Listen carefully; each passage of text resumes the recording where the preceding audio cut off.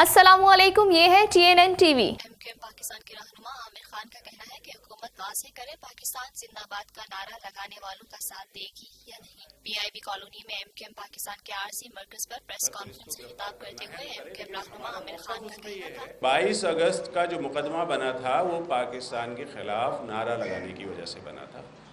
ہم میں سے جو MKM پاکستان کے اندر جتنے لوگ ہیں انہوں نے اس نعرے سے لا تعلقی کری ہے، اور اس کے بعد سے آج تک ہم پاکستان زندہ باد کا نعرہ لگا رہے ہیں۔ MKM پاکستان کے رہنما عامر خان کا کہنا ہے کہ اس نعرے کے بعد کیا یہ جواز بنتا ہے کہ وہ مقدمہ رہے؟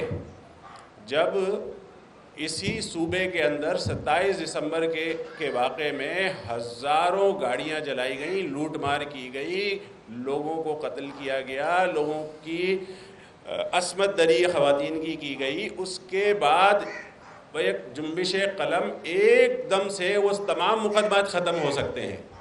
تو پھر ریاست کو، حکومت کو یہ بات سوچنا چاہیے کہ جو لوگ پاکستان کے ساتھ کھڑے ہیں، پاکستان زندہ باد کا نعرہ لگا رہے ہیں، ان کو اس مقدمے سے الگ کیا جائے اور یہ فیصلہ کیا جائے کہ پاکستان زندہ باد کا نعرہ لگانے والوں کا ساتھ دیا جائے گا یا نہیں دیا جائے گا۔ ماحول کو بہتر کرنا چاہتے ہیں، تمام سیاسی پارٹیز کے ساتھ رابطہ، ملنا جلنا، وزیراعظم پاکستان سے، چیف جسٹس پاکستان سے۔ دیکھتے رہیے تازہ ترین خبریں اور exclusive reports. Lotus Lake Towers, a groundbreaking endeavor by Lotus Properties.